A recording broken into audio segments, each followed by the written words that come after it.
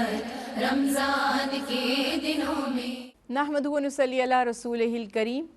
व नहनु अला ज़ालिका मिनश शाहिदीन व शाकिरीन वल्हम्दुलिल्लाहि रब्बिल आलमीन।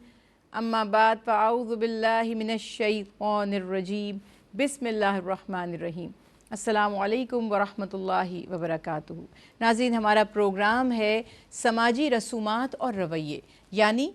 जिस मुआशरे में हम रहते हैं, जो भी काम हम करते हैं, हमारी जो प्रैक्टिसेस हैं, कुछ रसूमात हैं, यानी उनका यूँ देखा जाए कि मज़हब से बराह रास्त कोई ताल्लुक़ नहीं है या वो दीनी अहकामात नहीं हैं, बल्कि लोगों को जिस चीज़ पर उन्होंने अमल करते अपने बड़ों को पाया, हम उन्हें पसंद किया, उसको उन्होंने सिलसिला बसिलसिला नस्ल दर नस्ल जारी रखा। और जिस पर हम इब्तदाई प्रोग्राम्स में बात भी कर चुके हैं कि हर रस्म बुरी भी नहीं है, बस हमें एक रूल ख़याल रखना है कि कोई भी रस्म, कोई भी आपका तरीका, कोई भी आपकी सब फैमिली की कोई ऐसी कहना चाहिए कि कस्टम्स हैं या कोई तरीका है, कोई मामूल है, तो सिर्फ़ और सिर्फ एक चीज़ का ख़याल रखिए कि ये दीनी तालीमात और अहकामात के अगेंस्ट तो नहीं है। बस बाकी कोई वो अब आपके ऊपर है कि आप क्या समझते हैं, इसकी ज़रूरत है नहीं है, आपको पसंद है नापसंद है, इसकी फ़िक्र नहीं है हमें फ़िक्र सिर्फ़ इस बात की है कि हमारा कोई भी अमल अल्लाह और उसके हबीब के अहकामात के, नबी करीम सल्लल्लाहु अलैहि वसल्लम की तालीमात के, यानी कुरान के ख़िलाफ़ ना हो। बाकी फिर अब हर शख्स का अपना एक मिजाज है, उसके ऊपर ज़बरदस्ती किसी को फोर्स हम नहीं करते, ये आपने क्यों किया और ये तो नहीं करना चाहिए था, ये सब डिबेट नहीं है। इसी तरह से हमारे बिहेवियर्स हैं, हम लोगों में रहते हैं, मुख्तलिफ़ हालात में, मुख्तलिफ़ सर्कमस्टांसेस में हम मुख्तलिफ़ तरह से रिएक्ट करते हैं। अब ये रिएक्शंस ऑब्वियसली फ़ितरी हैं और मौके के हिसाब से कभी अगर एनवायरनमेंट हमारा अच्छा है, हालात अच्छे हैं,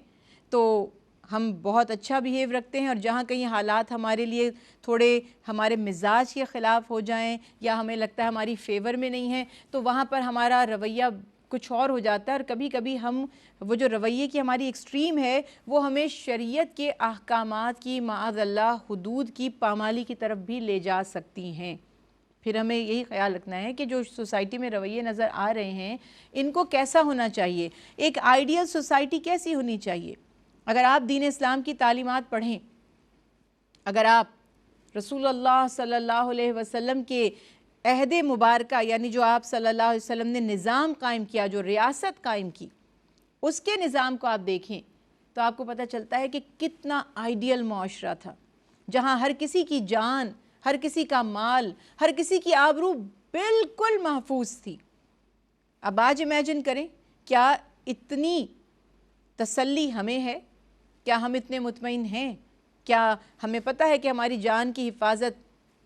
रियासत की ज़िम्मेदारी है, या लोगों से हम बेफ़िक्र हैं, कोई हमें नुकसान नहीं पहुंचाएगा? क्या हम बेफ़िक्र हैं कि हमारा माल कोई छीनेगा नहीं, चुराएगा नहीं और धोखे से नहीं लेगा? क्या हमें यकीन है कि कोई हमारी छोटी सी बात को पकड़कर, जो हमने कही किसी और नीयत से थी और किसी और कॉन्टेस्ट में थी, और उसको ट्विस्ट करके ऐसे लोगों के सामने लाएगा? बल्कि अब तो अल्लाह अकबर सोशल मीडिया पे ही चली जाती है, एक लम्हे में किसी को आप ज़मीन से उठाकर आसमान पर पहुंचा देते हैं और किसी को बुलंदी से नीचे गिरा देते हैं। ये सारी सोसाइटी में चीज़ें हमें नज़र आ रही हैं। हर शख्स कंप्लेन तो कर रहा है कि बस ज़माना बड़ा ख़राब हो गया है, वक्त बड़ा ख़राब हो गया है, हालात बहुत बुरे हो गए, लेकिन उसका अपना कंट्रीब्यूशन इसमें क्या है? क्या वो भी इस ख़राबी का हिस्सेदार है,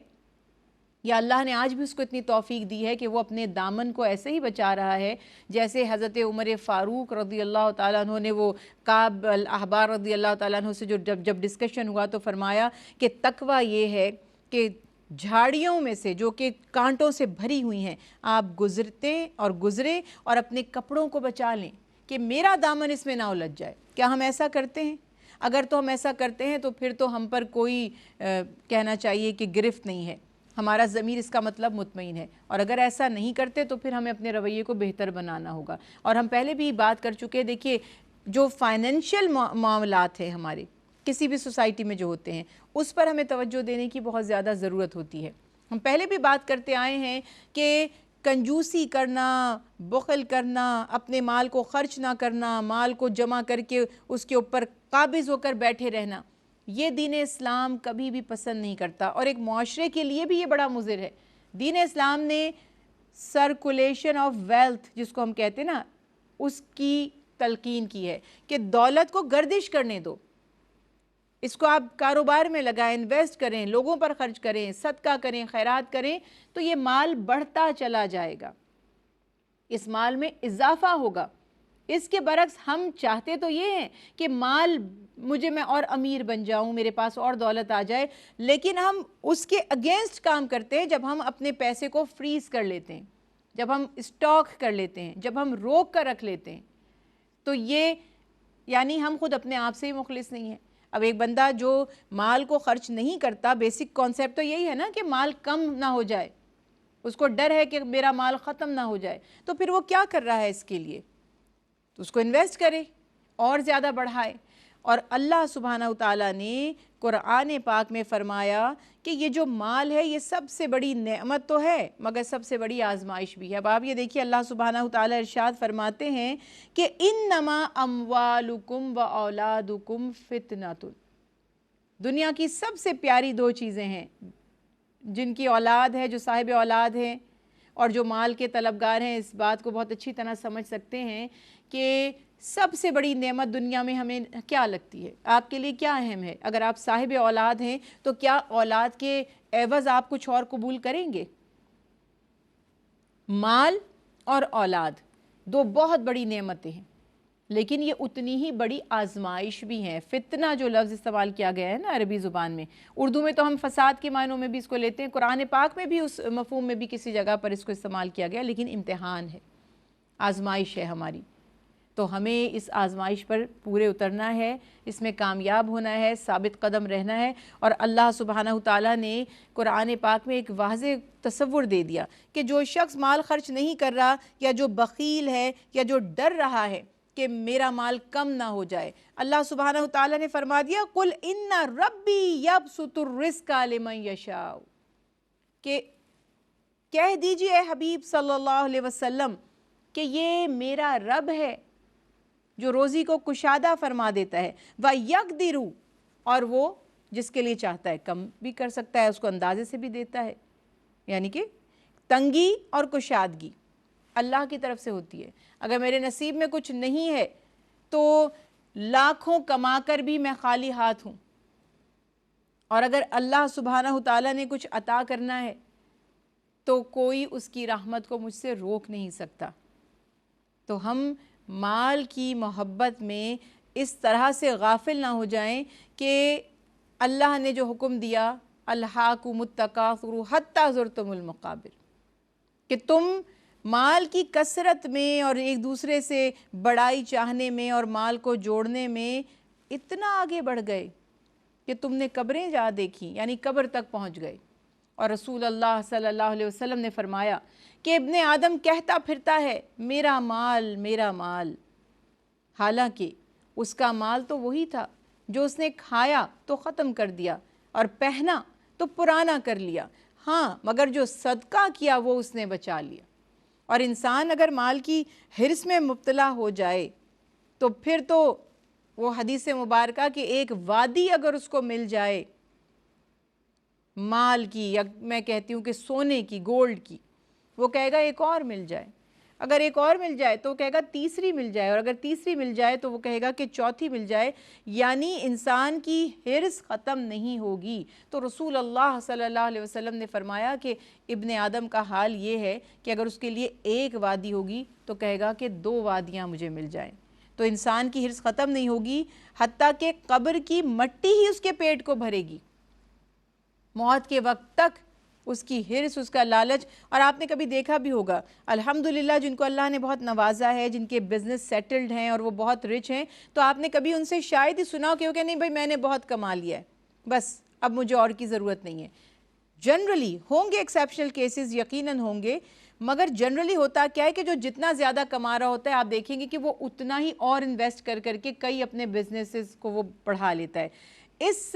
حوالے سے یہ بات بہت اچھی ہے کہ اگر اس کے پیسے سے اور لوگوں کو بھی فیض پہنچتا ہے اور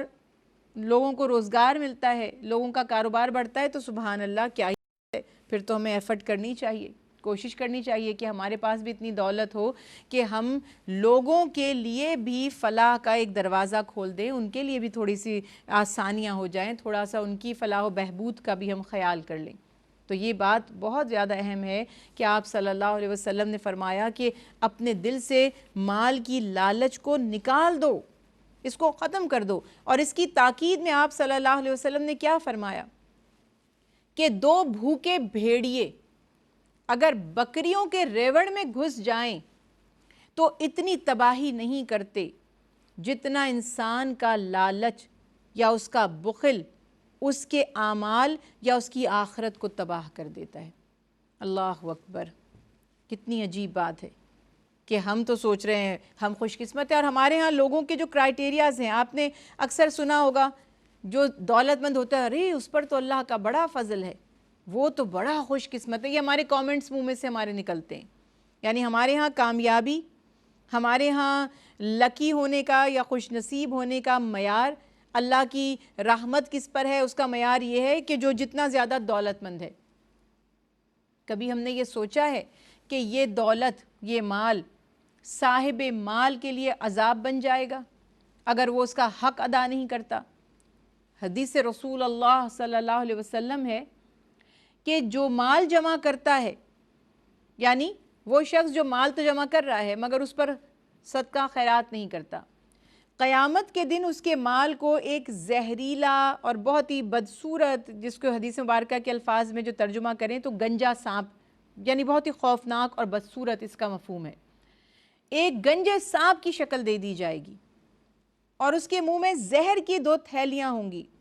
اور وہ اس شخص کے پیچھے پیچھے بھاگے گا جس کا وہ مال تھا، اور وہ شخص اپنی جان بچانے کے لیے اس کے آگے بھاگے گا، حتیٰ کہ یہ اس کو دبوچ لے گا، پکڑ لے گا، اور پھر اس مالک سے کہے گا تم مجھ سے کیوں بھاگ رہے ہو؟ میں تو تمہارا وہ مال ہوں جسے دنیا میں تم بہت چاہتے تھے اور بڑا جمع کر کر کے رکھتے تھے، اور حتیٰ کہ اب وہ اسے عذاب دیا جائے گا۔ تو یہ معاملات آپ دیکھیے کہ دنیا بھی خراب ہوئی اور آخرت بھی تباہ ہوئی، اور آپ صلی اللہ علیہ وسلم فرما رہے ہیں کہ انسان کی نیکیوں کو برباد کر دیتا ہے، اس کی آخرت کو ختم کر دیتا ہے بخل، کنجوسی، مال کی بے جا ہوس، اس کی تڑپ، اور اس کو بس جمع کر کر کے رکھنا۔ اللہ سبحانہ وتعالیٰ نے قرآن پاک میں سورہ ماعون میں بھی بڑی وضاحت سے فرمایا، اور یہ منافقوں کی طرف انڈیکیٹ کرتی ہیں آیات کہ جو منافق تھے، جو زبان سے تو اپنے آپ کو کہتے تھے کہ ہم مسلمان ہیں، لیکن دل سے اسلام انہوں نے قبول نہیں کیا، ان کے دل میں اسلام نہیں اترا، اور یہ بات تب ظاہر ہوتی تھی جب انہیں خرچ کے لیے کہا جاتا تھا، صدقہ کرنے کے لیے کہا جاتا تھا، خیرات کی دعوت دی جاتی تھی۔ اب انہیں لگتا تھا کیونکہ جو منافق ہوتا ہے وہ صرف ظاہری مفادات کو پورا کرنے کے لیے، کچھ ظاہری فائدے حاصل کرنے کے لیے دین کا لبادہ اڑتا ہے، اس کے دل میں ایمان داخل نہیں ہوا ہوتا۔ تو جو شخص اتنا زیادہ مٹیریلسٹک ہے، جو اپورچونسٹ ہے، جب اس کو کہا جائے گا مال خرچ کرو، وہ کیسے کرے گا؟ وہ خرچ نہیں کرتے۔ تو اللہ سبحانہ وتعالیٰ نے ان کے بارے میں فرمایا کہ وہ غافل ہیں، ان کی نماز ادا کر رہے ہیں، وہ اپنی نمازوں سے غافل ہیں، یعنی ان کی نمازیں کیسے قبول ہوں گی جب وہ لوگوں کو برتنے کی چیزیں بھی نہیں دیتے، لوگوں کی ضروریات کو پورا بھی نہیں کرتے۔ اور آپ صلی اللہ علیہ وسلم نے ان افراد کی، ان بندوں کی، ان مومنین کی تعریف فرمائی کہ جو اپنے مال میں سے زکوٰۃ دیتے ہیں۔ حدیث رسول اللہ صلی اللہ علیہ وسلم ہے، جو شخص اپنے مال کی زکوٰۃ ادا کرتا ہے، مہمان نوازی کرتا ہے،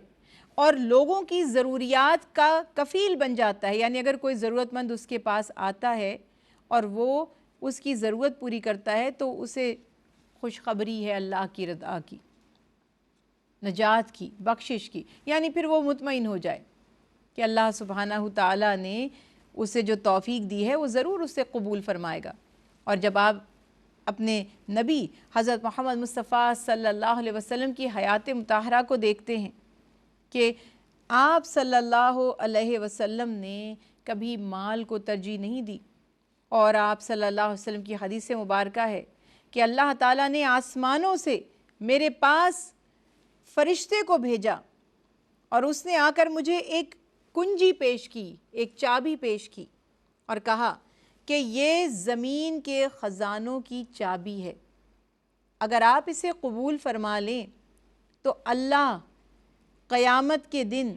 مچھر کے پر کے برابر بھی آپ کے اجر میں سے کمی نہیں فرمائیں گے۔ تو آپ صلی اللہ علیہ وسلم نے فرمایا میں نے دنیا کو نہیں آخرت کو قبول کیا ہے۔